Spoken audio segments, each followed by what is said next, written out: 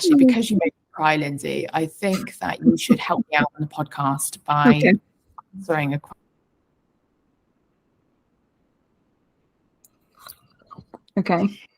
Okay, so the question is, I've been following various teachers or guides in your field for a number of years, but I'm still procrastinating. I can see that I make up what procrastinating even is, and I can see how my thoughts on this and what it means come and go.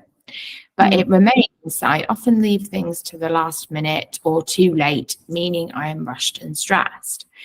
What am I missing? So, Lindsey, you said earlier in our conversation that seeing and understanding thought is not often an instant thing, and it can take a while. So we don't expect you to completely unlock this person's supposed dilemma in a few minutes. But what comes to mind with someone that's describing this kind of thing? Yeah, so I think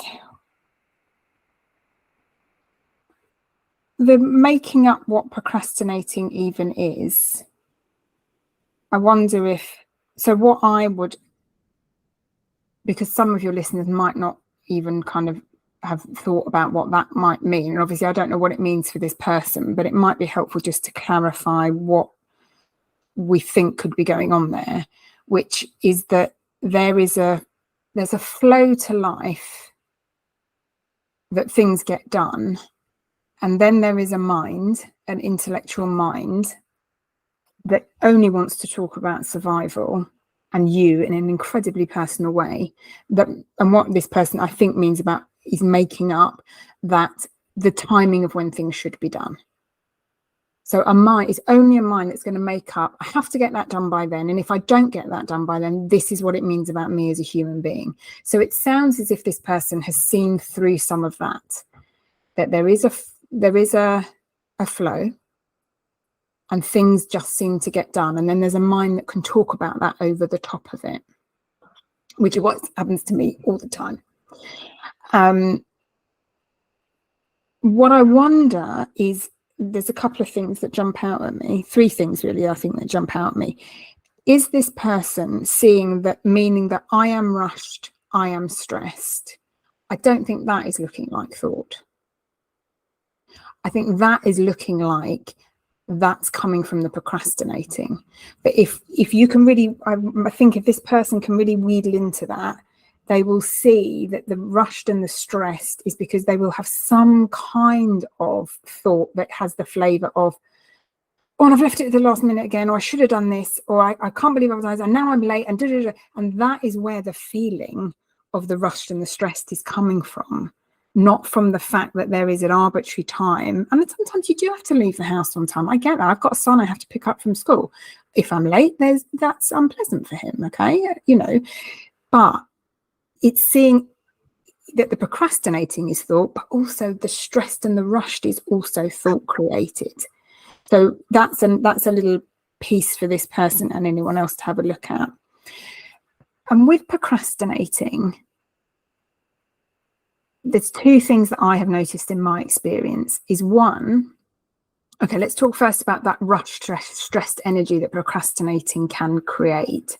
I think there's something quite addictive about that energy. And if you are used to being someone who moves fast, on the go, that actually the thought of just doing things as they occur to you in a calm paced way, there's something in your nervous system that's going to go, no, don't like that, that's not familiar, let's get a little bit procrastinating so that we are still rushing a little bit, because that's quite addictive when your nervous system has been used to being revved in that way. Now, I'm not a neurologist, this is just me as a human, what I've noticed in my own experience. So there's that to see. And then there's some kind of belief behind a procrastination. Like, why? Like, if it's the small things, like I noticed that I procrastinate about cleaning out my guinea pigs because my mind says it's fucking boring. It's boring. It's the same stuff every day. So that is a belief behind a small thing. And when I actually am in the moment of cleaning out the guinea pigs, if I'm not listening to the thought that says this is boring, it's cleaning out the guinea pigs. And actually I enjoy looking at them. So there can be those small beliefs, but then sometimes people procrastinate about big things. And often there's some belief that is being believed there about fear or failure or success. So if this person wants to can sort of look one step back from the procrastination to see, is there a belief here about me or about life that means I'm thinking procrastinating is preferable? Because sometimes it's preferable to feel the procrastination over the, oh, I might fucking fail at this. I might be really shit at this, so let's not try. Like, that's sometimes preferable to be a procrastinator over a failure.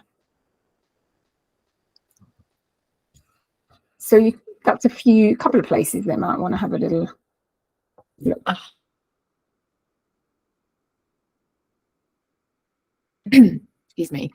I get quite a lot of questions with a procrastination flavour or something around productivity and that kind of thing. And I always enjoy asking other people because I get a lot out of it as well. Because when I first read the question, when it first came in, I was like, me too. I was like, yeah, same. What Lindsey say about that? I love that. Yeah, everyone. Yeah, everyone join in. Yeah, really, really, really love that answer. Thank you.